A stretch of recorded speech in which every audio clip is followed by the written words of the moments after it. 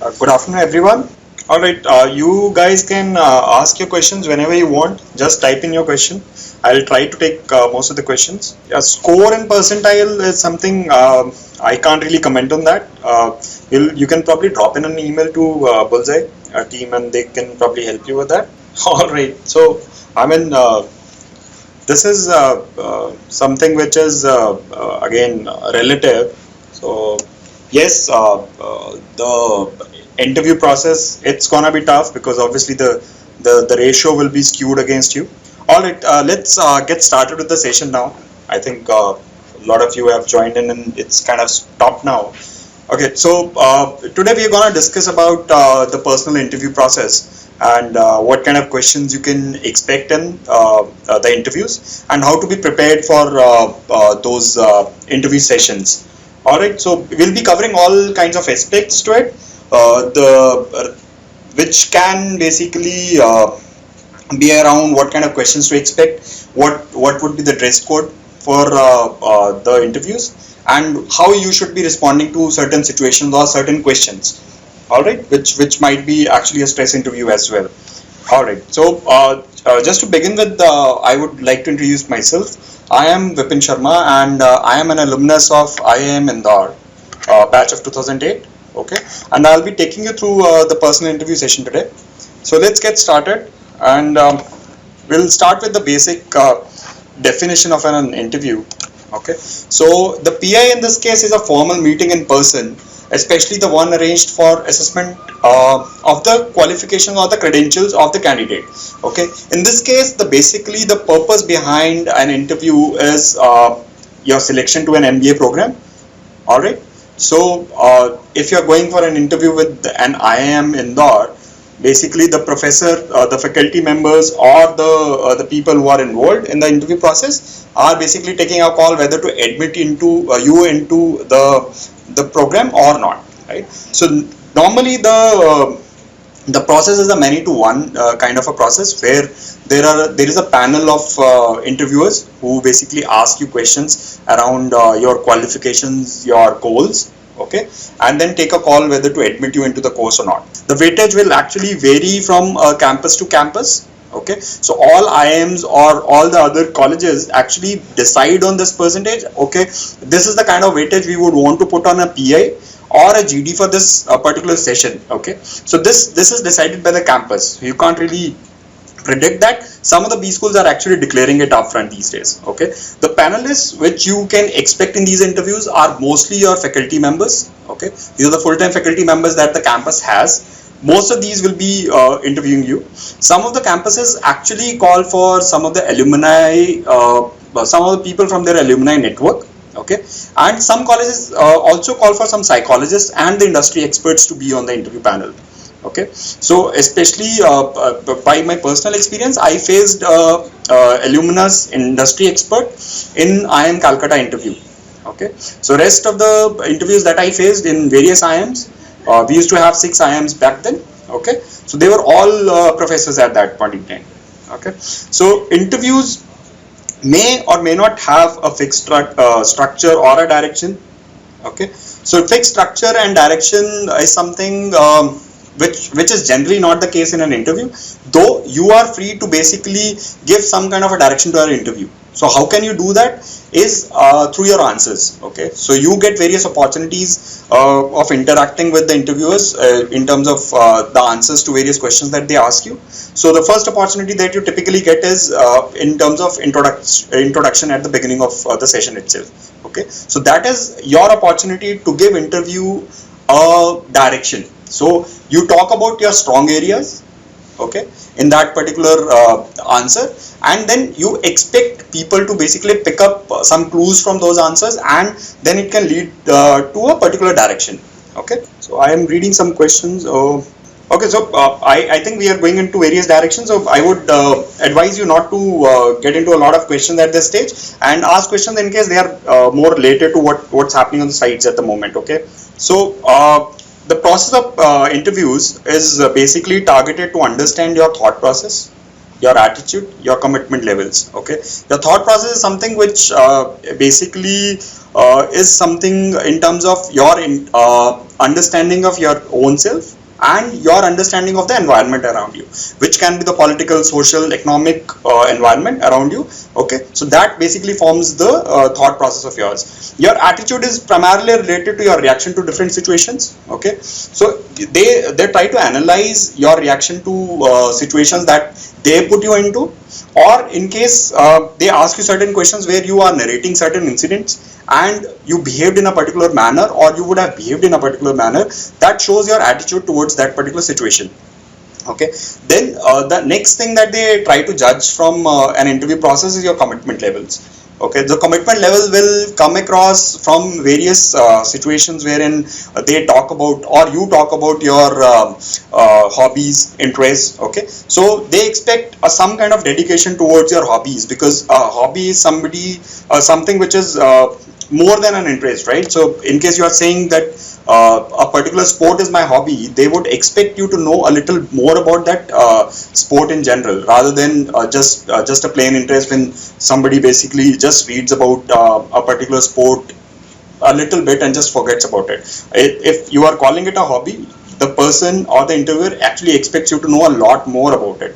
So this example is actually pretty relevant to all the other things. So in case your academic scores show that you are pretty committed towards your academic career, so they expect you to know a lot more about your academics. Okay, and especially for freshers, any person who's less than, I would say, 18 months of experience is considered at par with a fresher, and they expect a lot more from you in terms of your academics. Okay, so just prepare well for at least 3-4 of your core subjects which you are very comfortable handling answers to. Okay, so I would advise you to stick to the topic, right? So anything which is related to the slide probably would make sense, or we can take up any sort of questions once we finish with this slideshow. Yeah, so domain of the interview basically starts with the knowledge about you. Okay, so knowledge about yourself, I would practically classify it as something when we are basically targeting the introduction question, or we are writing about our self, then basically we take it up something like, let's say we are talking about a person ABC that you are. Okay, the person basically will have primarily two divisions. One is your personal front, the other is your professional or your academic front. Okay, so when you talk about your personal thing, you basically talk about your family, your hobbies, interests, or somebody can talk about their role models, or your strengths in the personal life. Okay, so when you talk about your professional or the academic life, you talk about your favorite areas, which can be your subjects, or basically in case you are a professional, you are working somewhere and have a lot of work ex, then they would expect you to basically know a lot more about your field, and then you can quote about the field of your work actually. Okay, so if you are working in the IT industry, you can talk about the industry trends, and in your introduction you can basically specify the kind of interest you have in your area. Okay, yeah, the strengths and weaknesses again are relevant from your professional career basis. Okay, so these things basically encompass the entire thing that you are gonna provide to your interviewer at the beginning itself, and then you expect the interviewer to basically pick up certain aspects from it and throw some questions at you for further interview. Okay, so knowledge about yourself and knowledge about environment is what we just spoke about. So knowledge about environment is something where basically you'll start with your city. Okay, so you should be well prepared for questions around your city, the place that you live in. Okay, going ahead of city, you would basically want to have some bit of an idea about your state. So let's say we at the moment I am in Chandigarh. So as a city, I would be expected to know about Chandigarh's history. Okay, similarly, it's in the state of Punjab. It's the capital of Punjab. So Punjab is gonna go through elections very in the near future. So they expect you to know about the political scenario in the Punjab, what's happening across the political environment in this particular state. Okay, in terms of country, yes, they expect the person to know about India, the overall social political environment and the financial environment as well. So when I talk about India, so you need to know about the government policies. On the other side, you need to know about the RBI. Okay, so that basically will cover your the fiscal and the monetary part of the financial domain, right? Similarly, on the political environment, what's going to happen, what's happening currently, and what kind of social schemes that the government has taken up, what is the impact it is having on the ground. Okay, so on the financial side, you have seen recently demonetization having a large impact on the overall well-being of the people, and the kind of impact it's going to have on the black money holders. So you need to be prepared for all these questions. Going further ahead from the country, you also need to have a basic understanding of what is happening across the globe. Okay, so if I take India, for India, it's very important to have an understanding what kind of relationships we have with US as of now. So these relationships will be primarily on the financial side, yes, on the economic linkages between the two countries, but yes, so on the political front also, US political scenario will have a major impact on India, as we have seen of late with Trump's victory in US, because of the policies that he's gonna come up with, right? So the US is obviously the most important one, because that is the country which impacts most of the world directly or indirectly.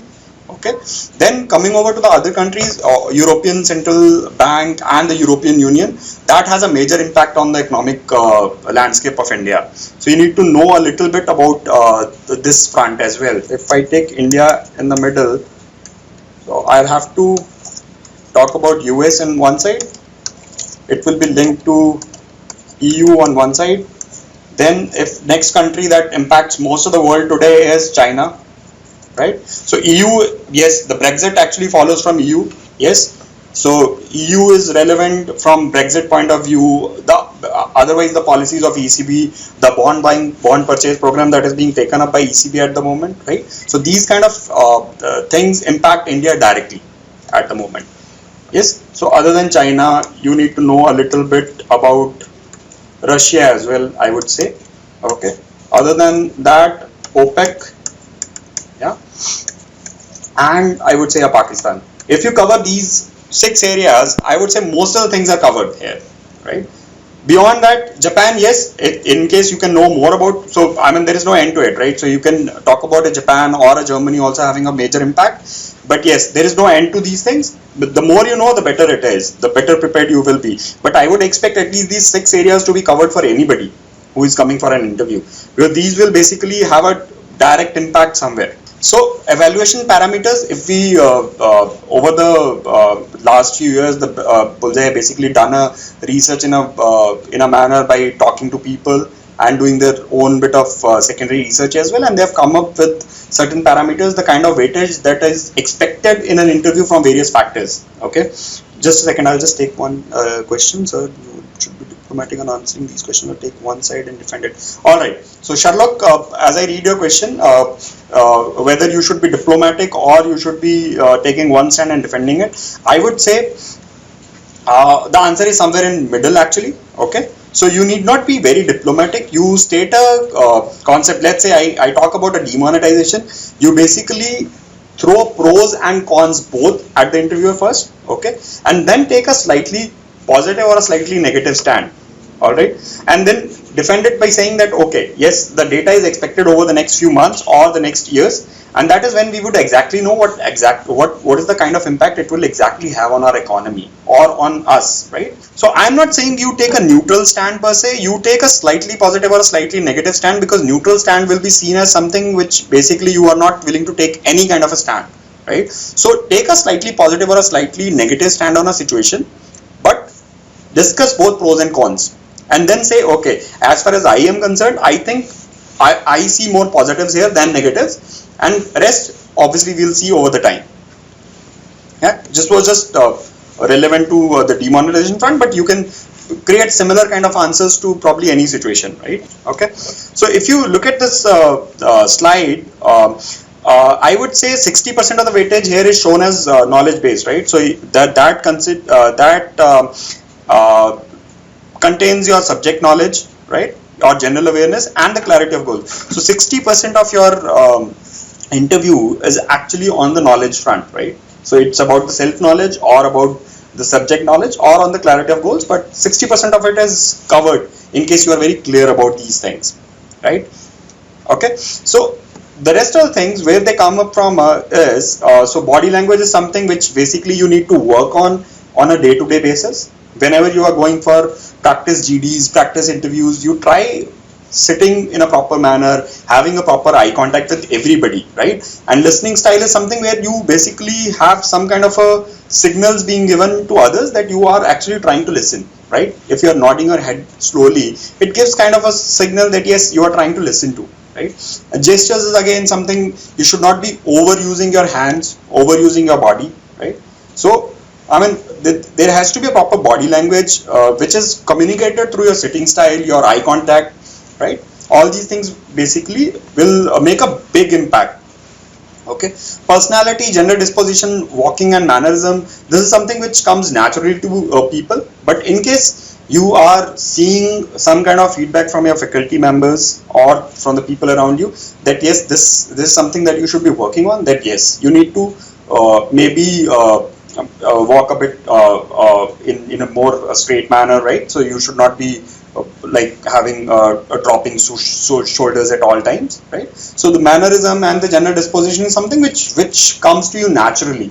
So this thing takes a lot of time in terms of improvement. So in case you are finding certain feedback from people, accept it and try to improve on those things. Communication skills and command of over language, this is just 15%. So I've seen a lot of people who actually get scared because of this thing, that okay, I'm not very comfortable talking in English, or my command over the language and ability to express views is not that great. I find myself lacking in a lot of abilities to express my views properly. So I would say even in case you are slightly lacking on this front, it just makes 15% of the overall evaluation, right? So in case you perform badly in 15%, you still have 85% to make it up.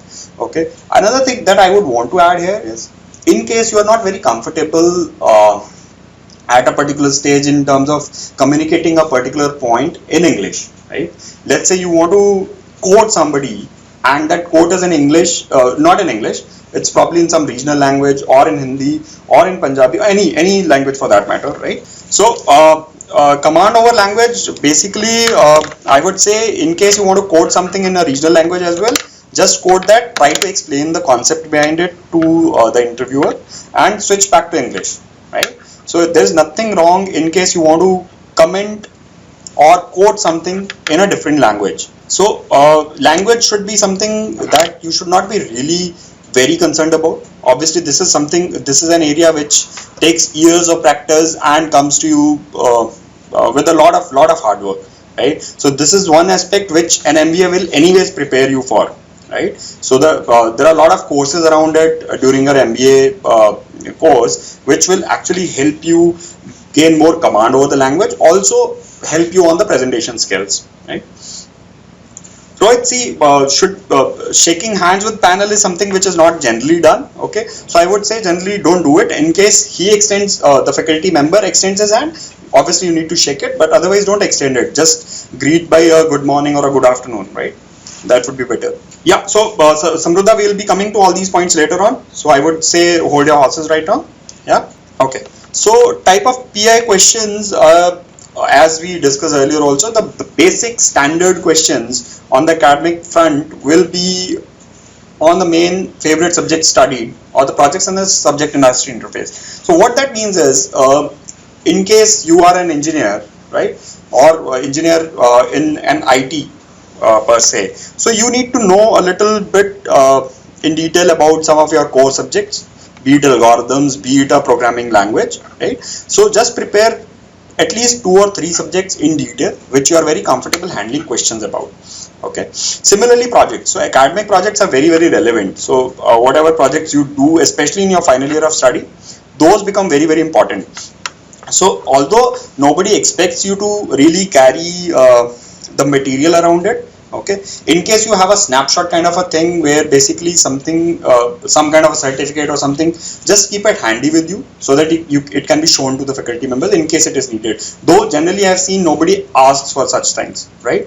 So there is no proof that is needed. It is just that your knowledge should be able to defend that you have worked on so and so projects, right? Similarly, subject industry interface. So they expect how a particular study or a subject helps you basically get into an industry and how is it applicable in that particular industry. So on the personal front, introduce yourself. This is the basic question which is generally the first one to be asked in case it is asked. So it can be asked in two different manners. Okay, so introduction either can be open-ended. They can ask you, okay, introduce yourself, right? So in that case, it's an opportunity for you to talk about anything that you want to talk.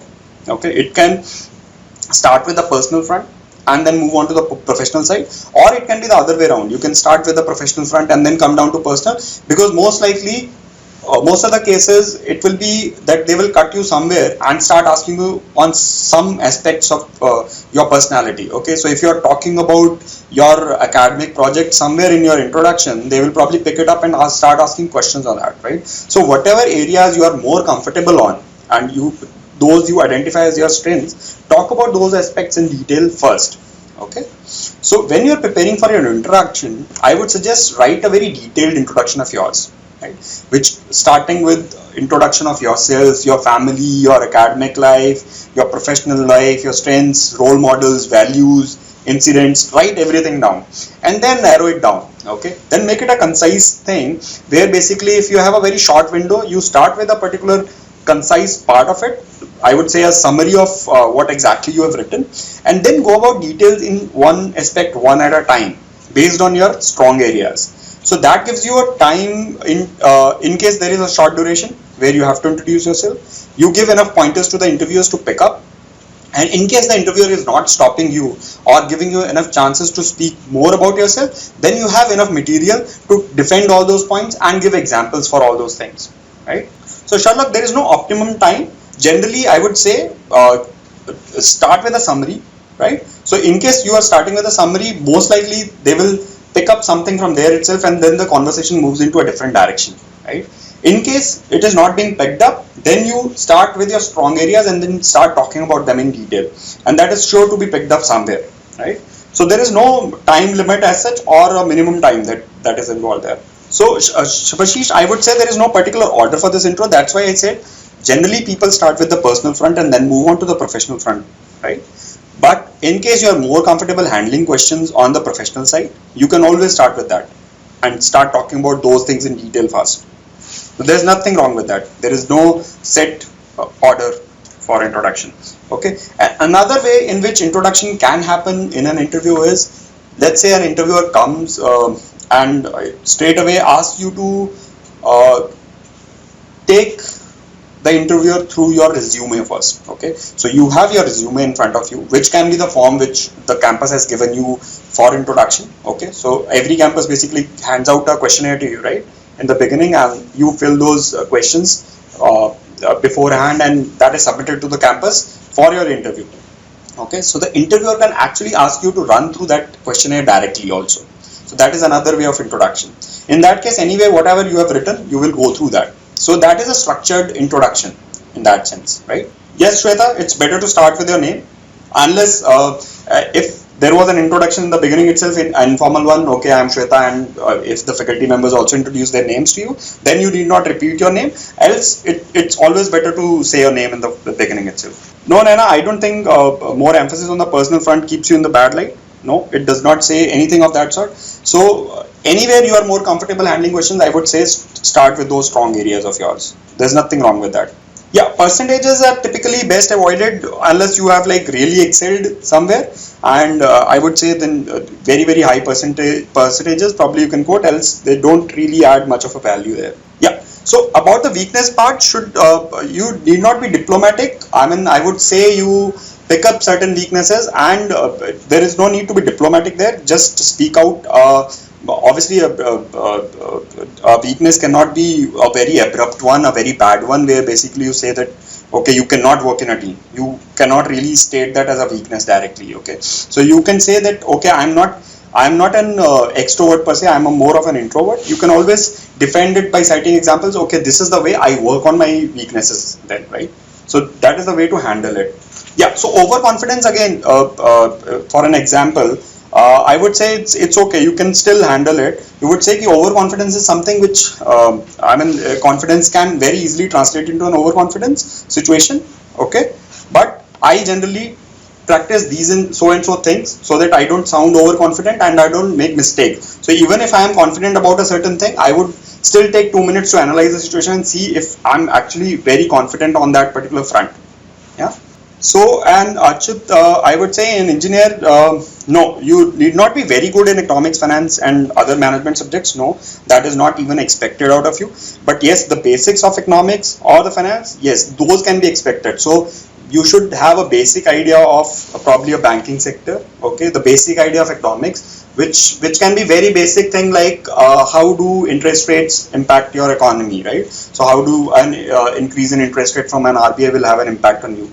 So these are the kind of things, the basics that they expect you, but not in very much of a detail. Yeah, Nana. So intolerance towards lazy and careless behavior, yes, that can be stated as a weakness, but then you will have to defend how do you basically control that behavior of yours. Obviously, you can't discard such people. There will be people of all kinds everywhere, right? So you need to be prepared with an answer that how do you handle this behavior of yours in a group situation where you need to take everyone along, right? So you can always state that okay, I deliberately try to give them a chance to first talk about the situation and then hear their viewpoints and then defend my point, right? Sherlock, why you are not whether you want to do an MBA or not, at that stage, I think this is a very basic thing that you need to be very confident about, that you want to do an MBA, and you can't really have a iffy situation there, right? So you can always say that yes, this is my plan A and this is my plan B. So plan A is an MBA and plan B is probably something else, and I want to give it my best shot to my plan A, and then in case it doesn't work out for any damn reason, then I will probably go for my plan B. But you cannot be like, I'm not clear whether I want to do an MBA or not. Alright, so Christina has a question. So questions like market yourself. Okay, so Christina, market yourself is a question where basically you are defending yourself against a pool of other people, right? So you need to talk about your strengths there, right? And you also need to create your own niche. So in case you are a non-engineer female, it becomes easier, right? So you can always say that I bring a diversity to the class itself, so the learning is much more. So I am a commerce graduate, I add so and so value. I am from this profession, I add so and so value. So that's the way you will have to market yourself there. So Rohit, in case you do not know answer to a question, it's better to politely refuse that okay sir, I am not sure about this situation, so I would not want to comment on this. Deepal, for that sessions you'll have to probably drop an email to the Bullseye IDs and they'll help you with this. Situation goes wrong, then how to come back from that. So Shalak, the important thing here is to keep your calm. Okay, so there will be a lot of stressful situations there. In fact, interviewers at times deliberately trying to put you under stress, and the major idea behind that is to see how you behave in a particular stressful situation, because there will be a lot of stressful situations when you go for your MBA program and also afterwards when you actually join a job, right? So the important part is to keep your calm, and in case a simple question or a question which you can handle, right, comes up, then you defend it and answer it properly. That is what is gonna make or break your chances. It's not important that you are under stress or not.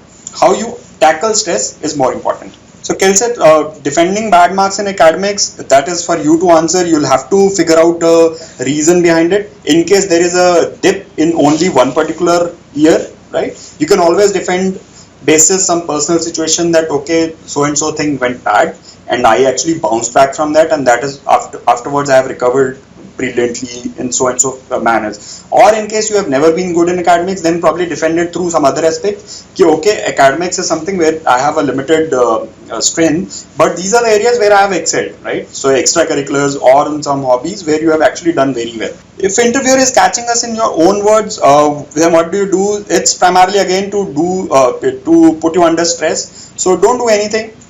just try to behave calmly and try to answer to the best of your abilities. In case he's just cutting you again and again, just be calm, just try to answer again and again. It's okay.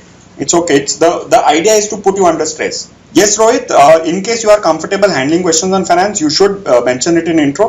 The intro is basically to showcase your strengths, right? In case you have a particular strength, you should always talk about it.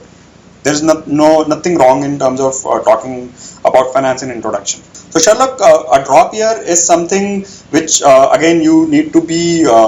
It's a very personal question, but in case I left the job for preparation, I would say that okay, this is my focus is, and I would wanted to give it a full attention. Okay, so my marks in the previous attempt were not that good, right? You can always quote that my CAT scores were not that good last year, so I expected to devote so and so amount of hours every day in case I wanted to get a good score. So I thought I would rather drop a year and prepare myself for my MBA. Medical excuse, again, it's not gonna hold unless it's like very evident ki you have had a very bad medical history, right? So it's more important how you defend the situation rather than the actual reason. So actual reason can be anything like preparing for CAT or the medical excuse, but how properly or how accurately you defend it, it's gonna make a difference. Rohit, it doesn't matter if you don't have too much of an extracurriculars. You need to show some kind of interest, hobby somewhere.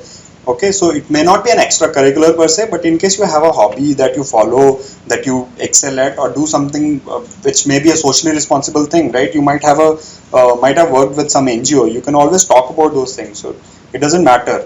So Rohit, actual thing, I don't know how he will react to it. He can obviously grill you for the drop year, right?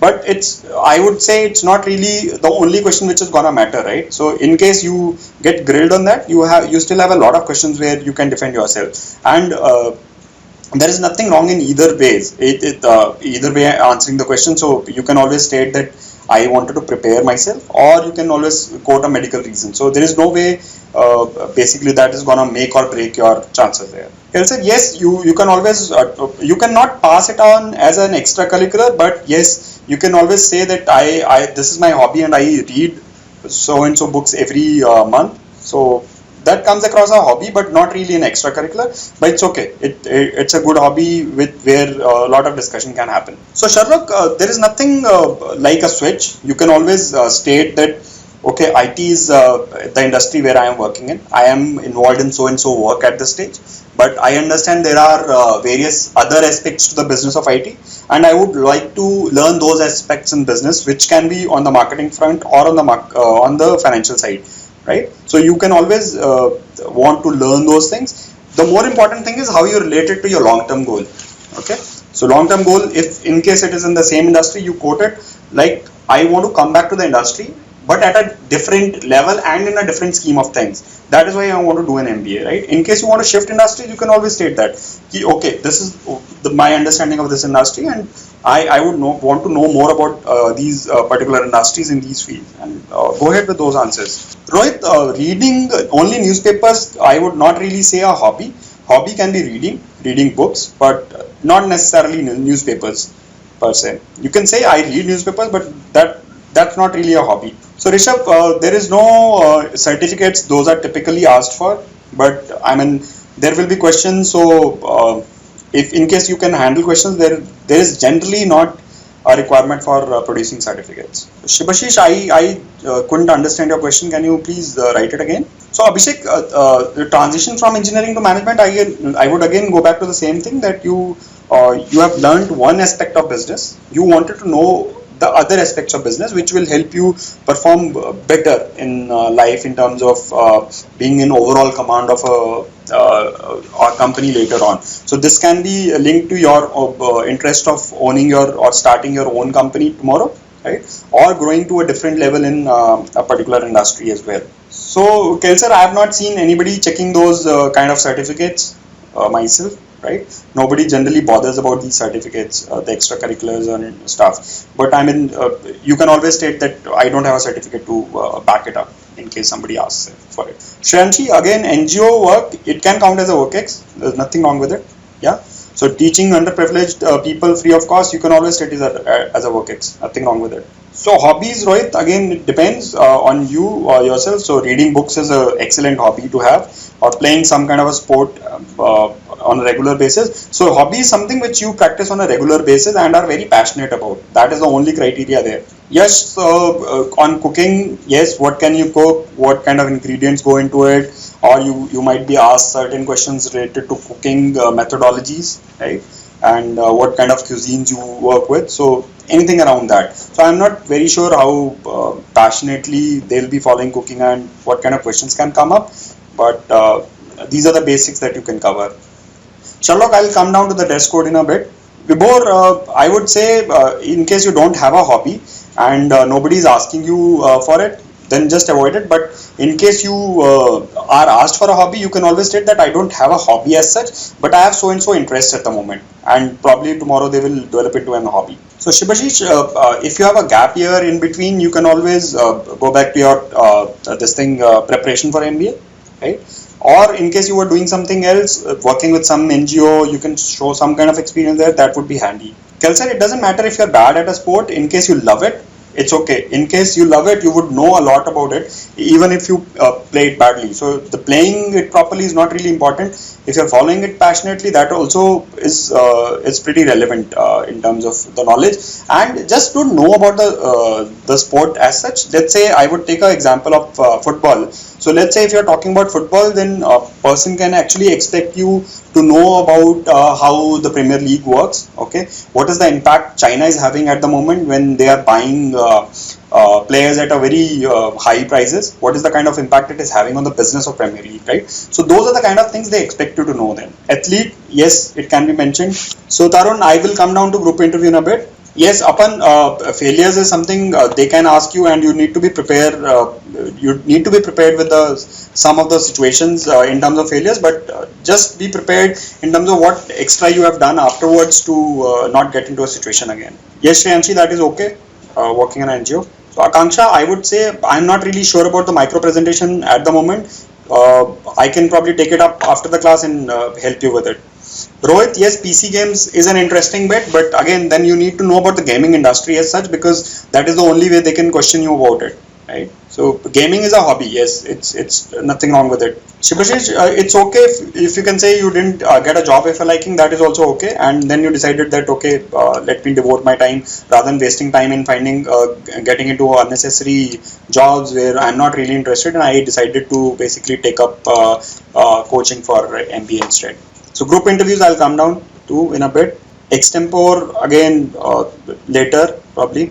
So fake certificate should be fake certificate in the sense if they call up somebody in the company, they should be vouching for you. So I mean, if you haven't really worked there and the person is known to you, you can arrange for such a certificate, but then you need to know inside out about the kind of work you did. Shubham, yes, driving, I would not say driving can also be a hobby in fact, but yes, then you need to show a lot of travel around that, okay, I travel to so and so places on a bike or on a car. Laksha, I didn't get your question. So Shreyanshi, there is no process as such where they ask for volunteering in college first, but yes, in case you know about things, it's easier to handle. Generally, certificates are not really asked for all these things. So spending time with family and friends, I would not really classify it as a hobby, right? So it's something that you like doing, but I would not really classify it as a hobby. So current affairs, again, Christina, I would not say really current affairs with my parents is relevant in terms of a hobby. You can always say that I have interest in current affairs. I like to keep myself updated on current affairs. Discussing it with parents will not really qualify. All right, Lakshya, yes, collecting stamps as a hobby, perfect. Nothing wrong with it. Akanksha, having a blog is good, but make it active again. Yeah, and then state it in PI, and then probably they'll ask you what is the last thing that you wrote about it, what are the kind of blogs that you follow, what are the kind of statistics that you have on your blog, is Facebook or a Twitter a better way to reach out to people than a blog? Yeah, these are the kind of questions that can be asked you. So reading novels, yes, it can be a hobby. You can always state that. Practically anything can be classified as a hobby if you are following it passionately. Yeah. Shubham, you can always state that I tried for IIT, could not get selected. Then I decided that okay, I will rather join this college and later on prepare for an IIM or a top class MBA college, right? Rohit, I would not really classify it as a hobby. You can always state it as a experience. Tarun, you can, yes, you can say that off late I have just started this activity and I have really liked it, and I'm gonna keep it as a hobby for the long run. But yes, they expect a lot of questions around the books that you read. Apan, you can always say that yes, I have just started. I have 300 subscribers. Yes, I mean even if you have 10 subscribers, that is okay. It doesn't matter. Shanji, you can mention any extracurriculars, but yes, the later stages extracurriculars will probably matter more. Rohit, watching stocks, yes, it's a hobby. It's a very interesting hobby, but just expect a lot of questions on that because three companies is not they're gonna be restricted with. Then they are gonna talk about markets in general also. Sherlock, you can always state that there is nothing wrong with it. It's just how you defend it. It's there is nothing wrong with it. There's nothing wrong with it. Yeah, okay guys, let's hold on to the questions for some time now. Let's go ahead and then we'll see. Yeah, so we have discussed all the kind of questions. So typical questions, all of you know, tell me something about you will be probably the first one. Yeah, then why do you want to pursue MBA? These all questions are generally asked in the first step itself, where they ask you to fill in the details, right?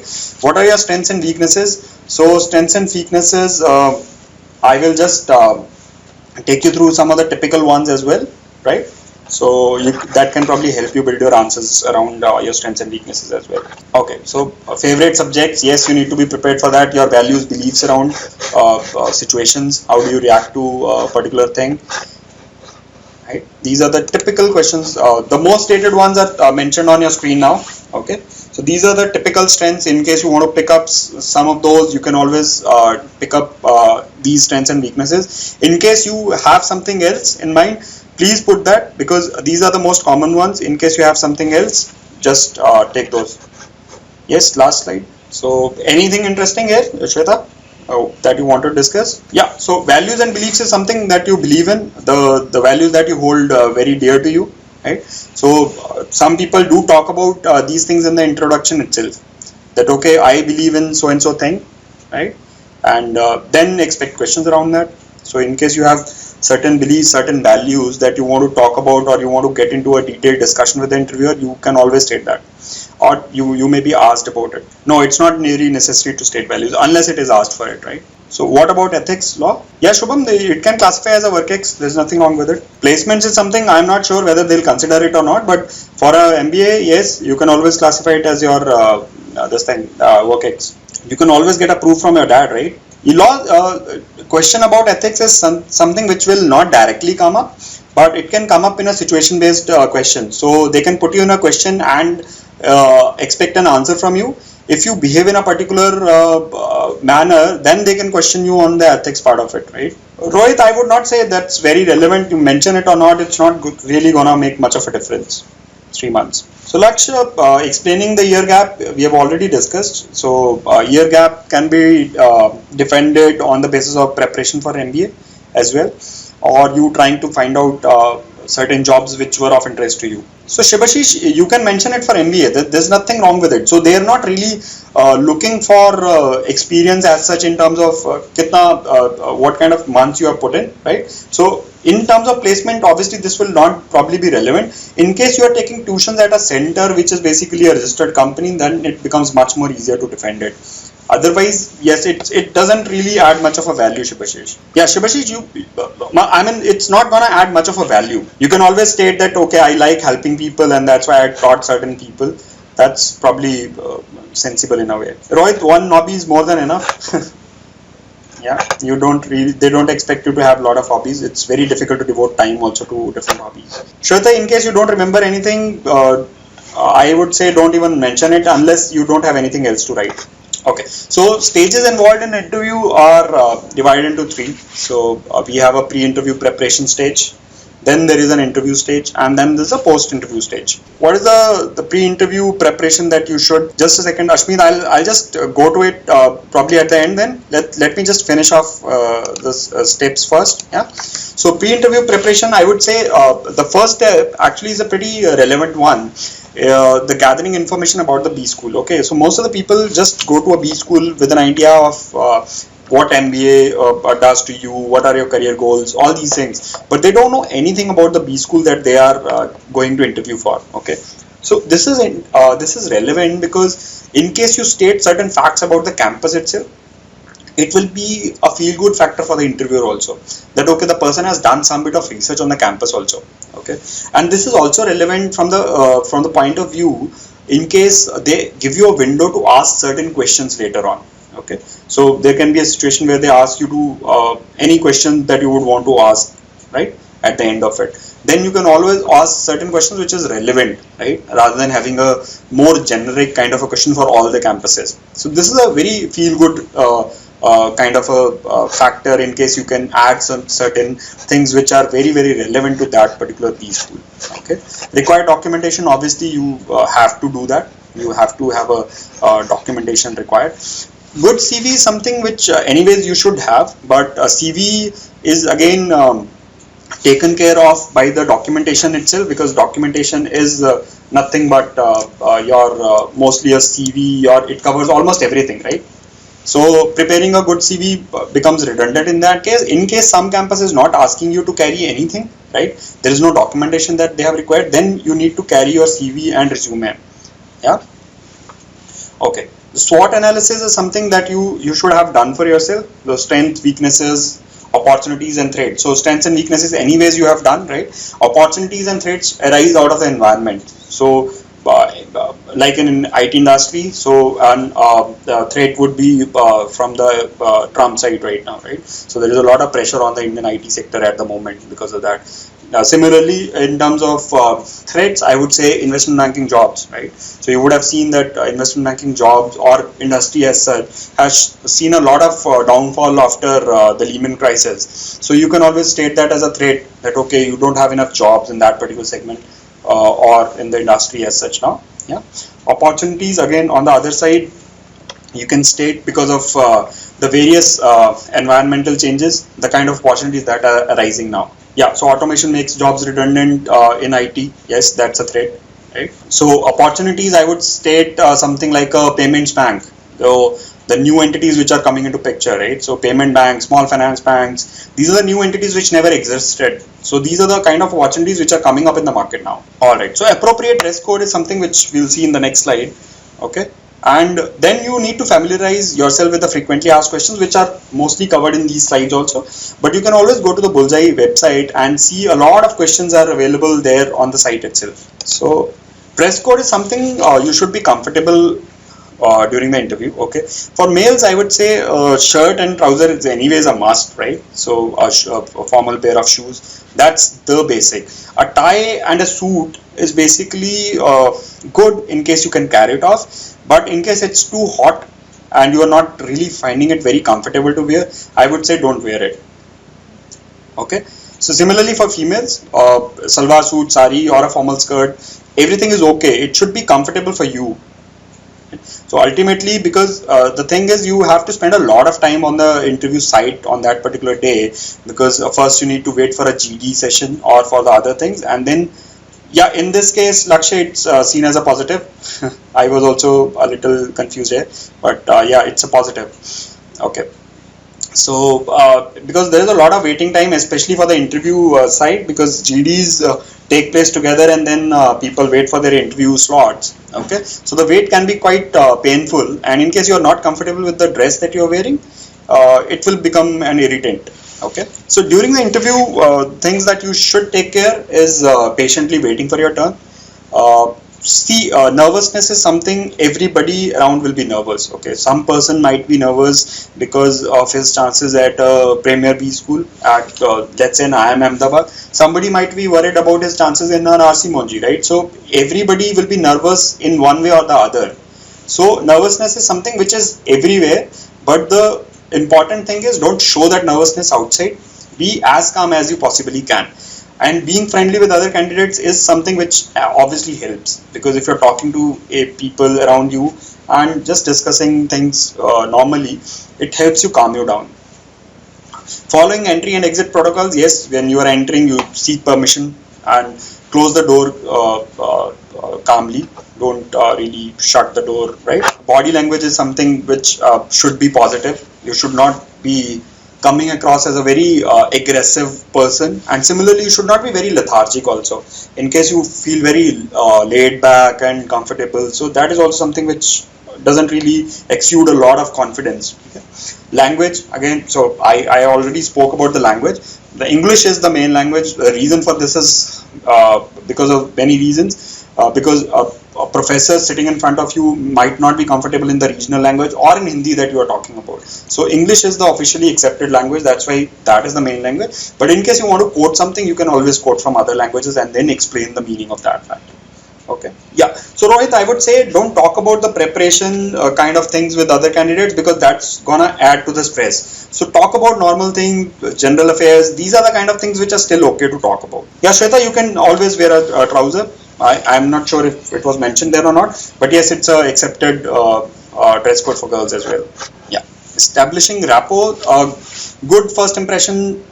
Again, confident and cheerful greeting. So this basically comes out of your body language itself. A smiling face, eye contact is something which is very, very important, because that shows that you are interested in listening to the other person as well. Yeah, and that shows your confidence also. So during the interview, you always need to back your answers with examples, and don't take too many examples as well. So let's say you are answering a question on a hobby of yours. So don't go about quoting too many examples around that. Just state a fact and then add one or two, max two examples to that particular fact, and just move on.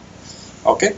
Ensuring that the interviewers have understood what you are trying to say. This is pretty difficult to actually understand, because the interviewer might be acting in a particular manner just to stress you out.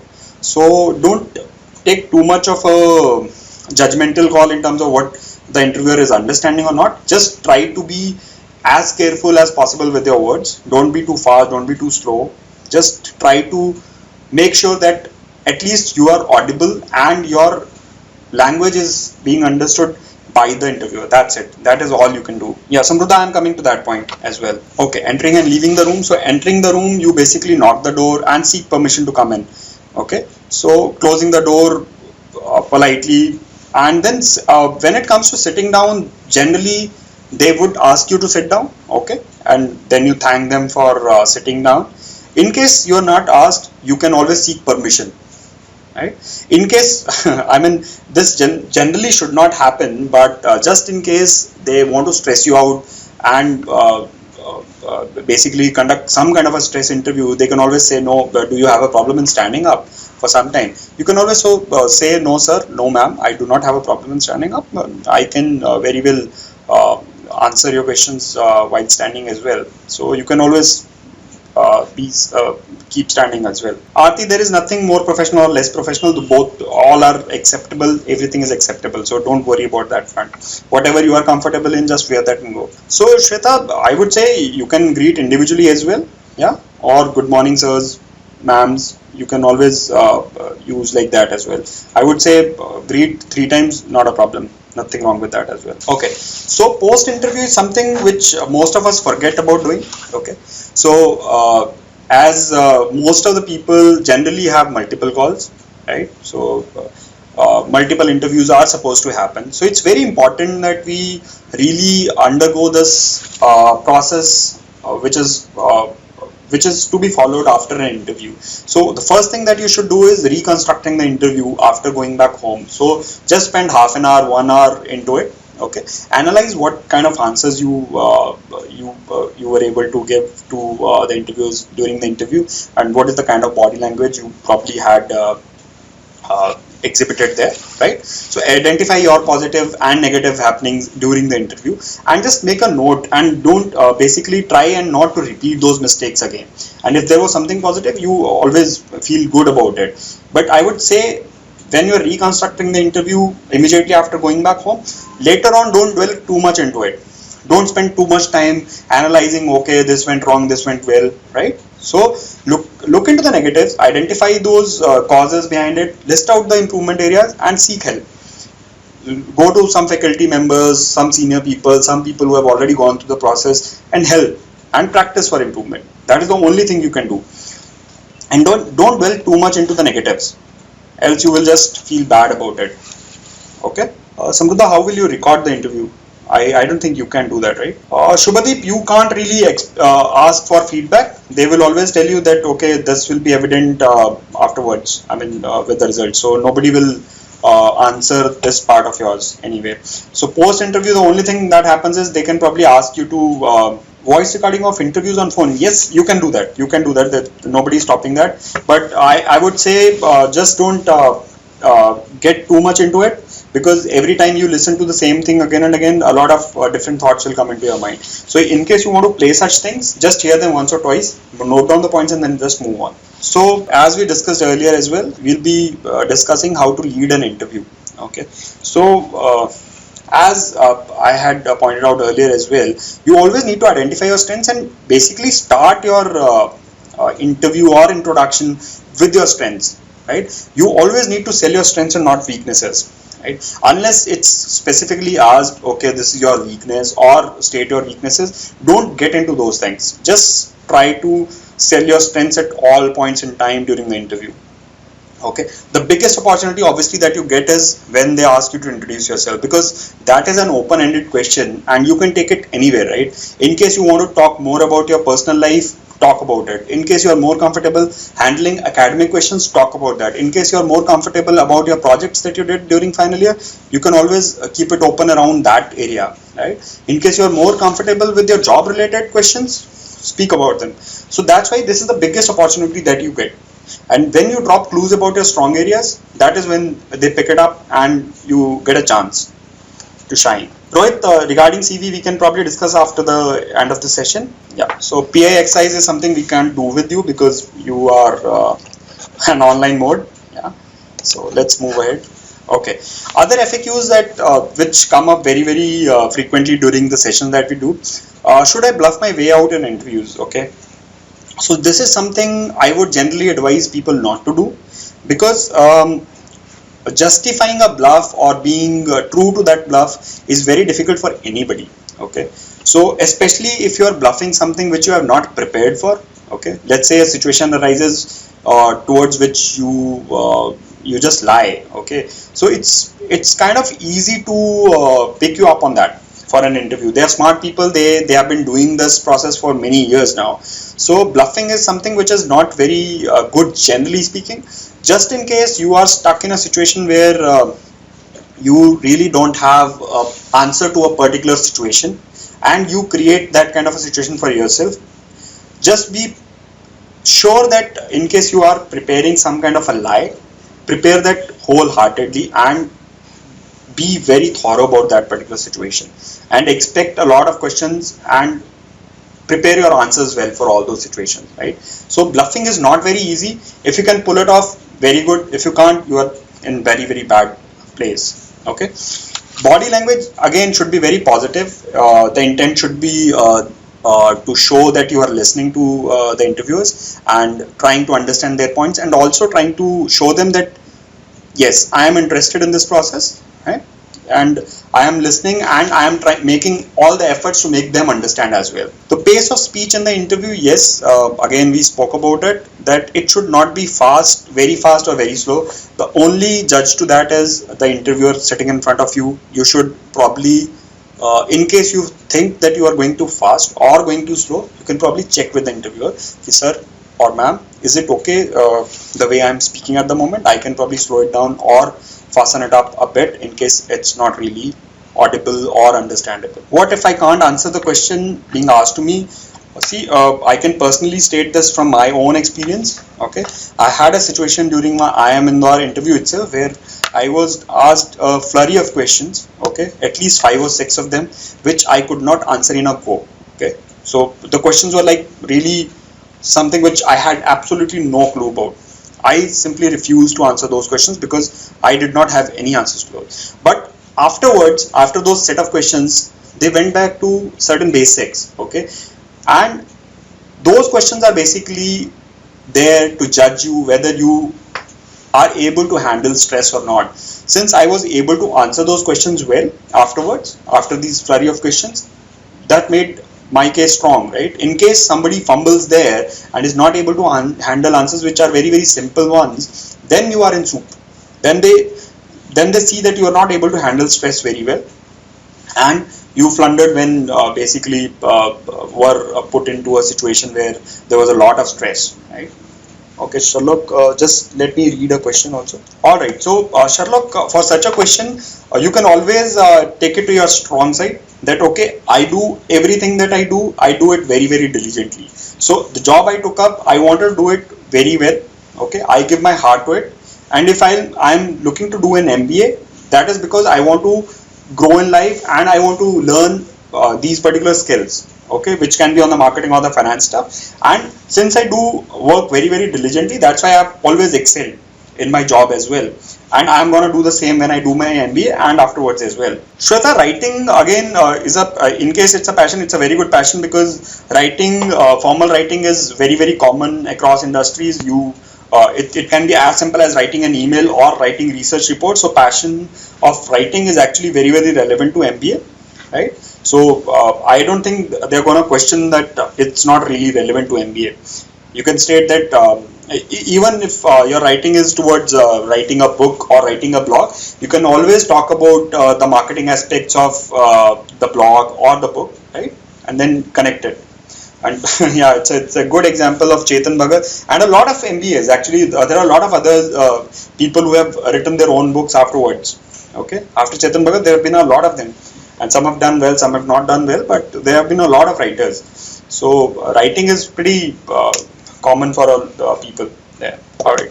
Yeah, so you always have a lot of these examples. So Samruddha, you will have to continue giving answers. Let them do whatever they want to do. They are doing it for a purpose. They want to put you under a lot of stress in case they want to. So I personally, during my interviews, never faced such a situation where somebody was trying to put me under stress deliberately, except for the one in IIM Indore where I was asked a set of questions which I could not answer. But other than that, I have never come across such a situation. In case it arises, you can always continue talking about your points, giving your answers. They're always listening, I'm telling you. So Abhijit, as I was saying, in case the questions are such which are expected to be answered, all right, so let's say if they are very relevant to your acad, something that you have read, okay, something that you are doing currently, or something that you have written in your CV and you are not able to defend those questions, then yes, it's a problem. But generally speaking, in case you have not spoken about these things, let's say I'll take an example. Let's say I'm an engineer, I go for an interview, okay, and the panelist sitting there is an economist, and he says I will talk only about economics, and he asks me a set of questions. Do you think they're going to affect my selection or not?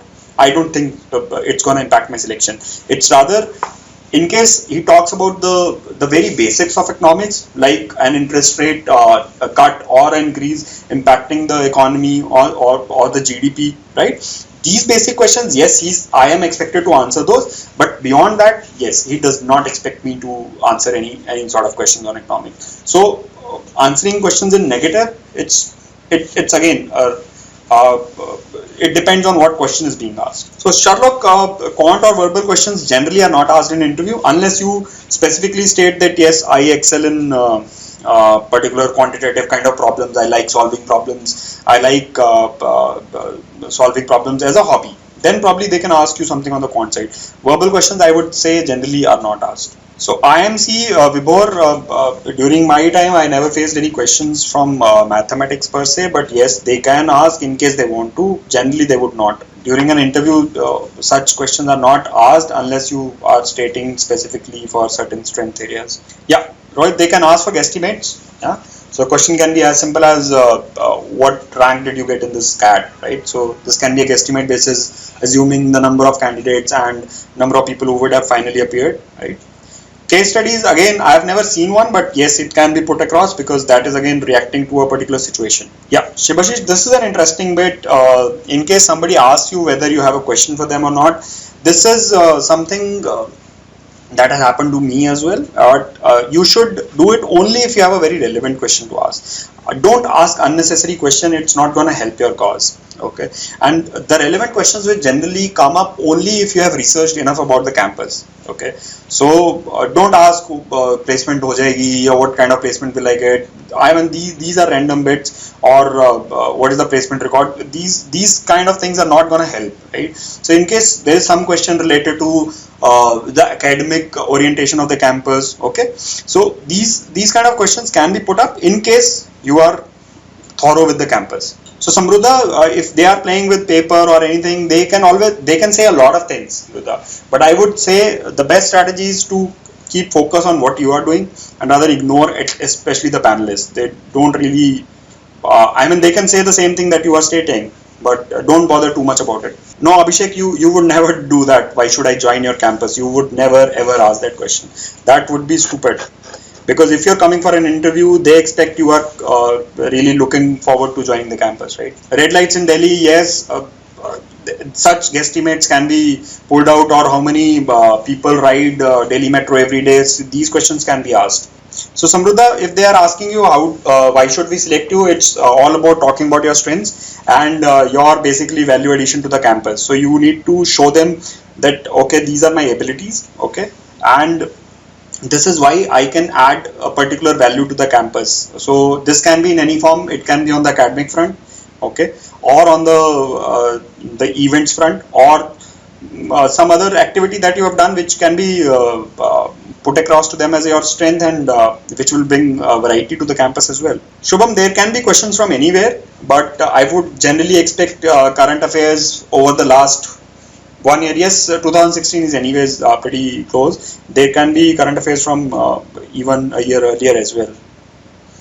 Alright, so group interviews is the last thing that is mentioned on the slide as well. So group interviews typically is conducted by an SPJAM. Okay, so group interview is in a way a mix of a GD and an interview combined into one. So they typically conduct group interviews for people who have selected a particular stream. Let's say you opted for marketing during their CVs. They'll put you in one group, and then the group interview can take various forms. One of them can be basically asking one of the candidates a question, and from that question's answer, then putting that answer to a different candidate. Okay, so it becomes a discussion, but a moderated one, where the interviewer basically adds certain inputs to it.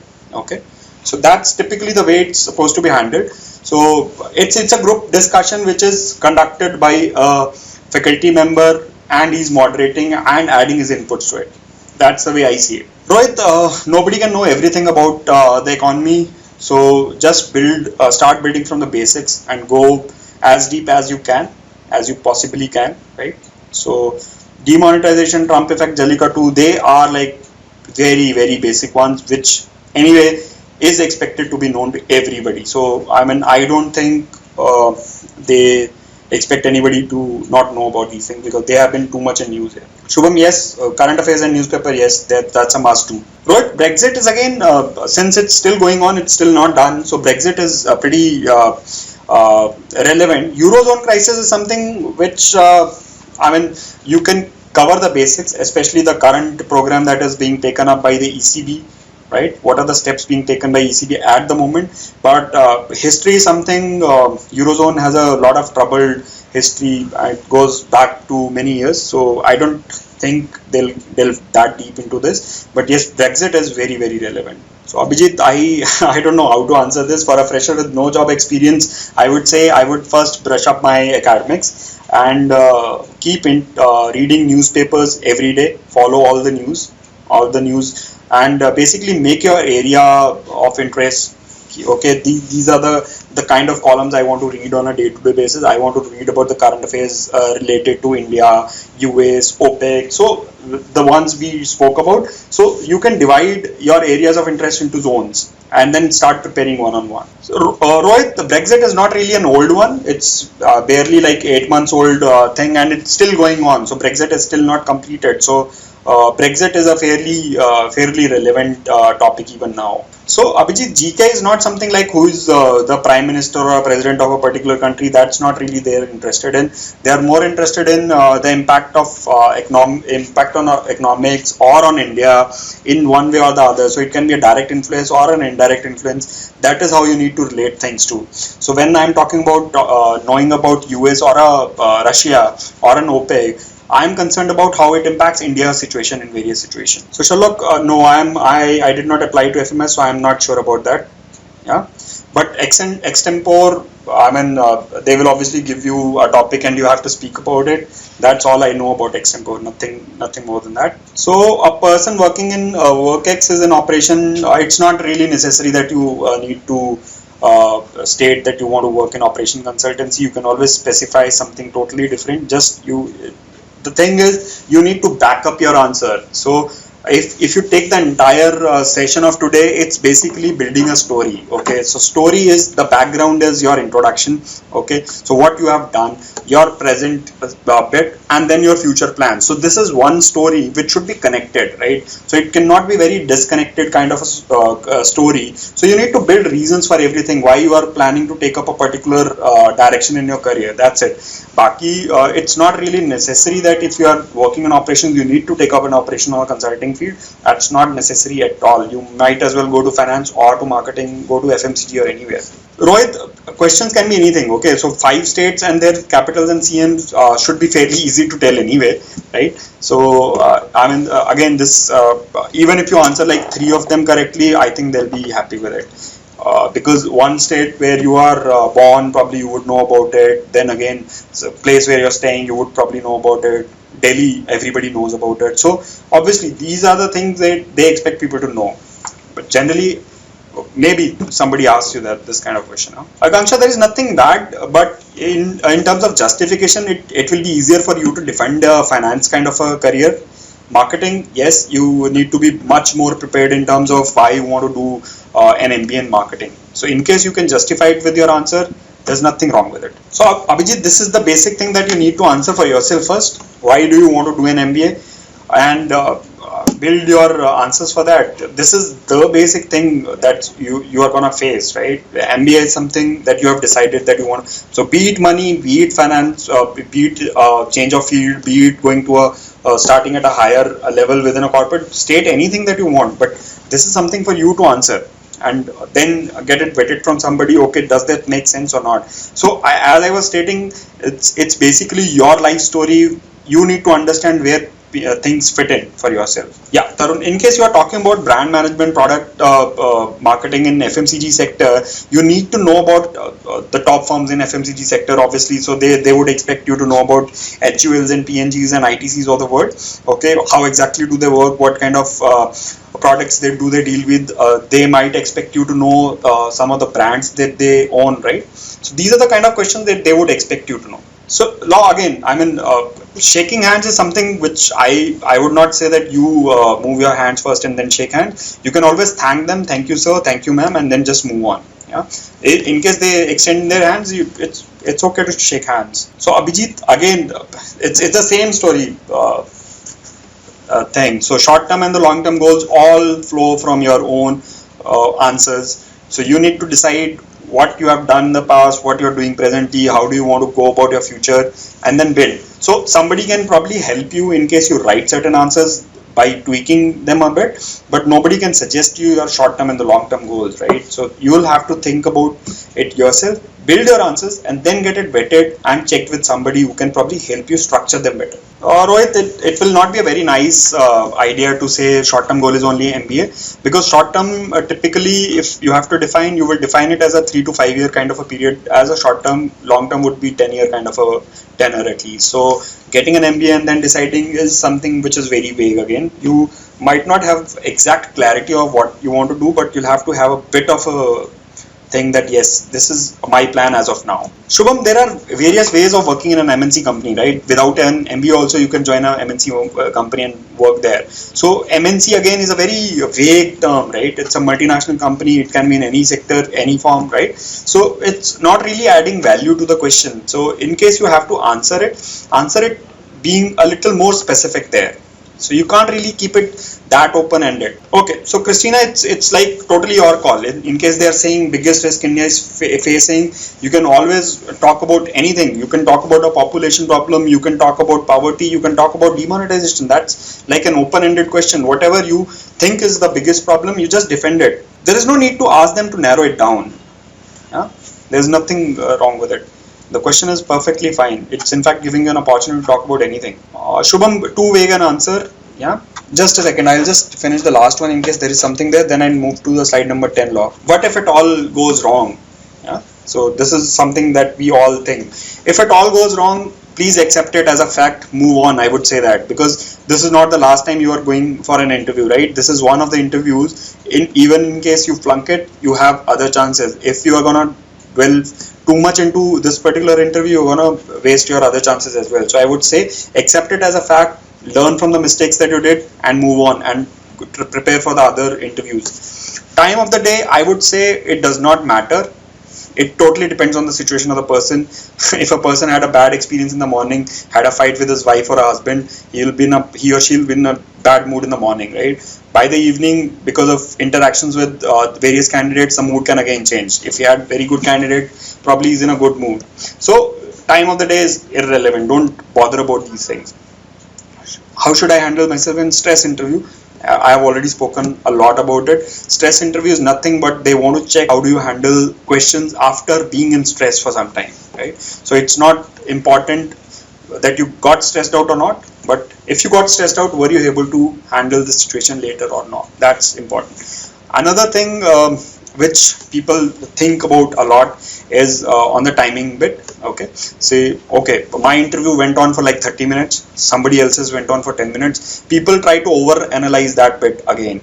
Don't think about all those things. I have seen people having a 5-minute interview and getting selected. I have seen people being read for 1 hour and getting selected. So there is no logic behind all these things. Don't bother about these things. Don't think about such things. Okay, so I'll move on to slide number 10 since Law asked for it. We are done with the session. Anybody has any question, just ask me. Rohit, there is no necessity as such, but it's a nice thing to have on your CV. Yes, anybody can basically note it down in case somebody wants to. All right, I'll just take a few more questions in case anybody has it. Else we'll end the session. All right, guys. Thank you so much for attending. Ashmeet, again, I am not the one who decides this. You'll have to probably talk to somebody at Bullseye admin, and they can help you with it. Yeah. All right. Thank you, and all the best for your interviews. Bye bye.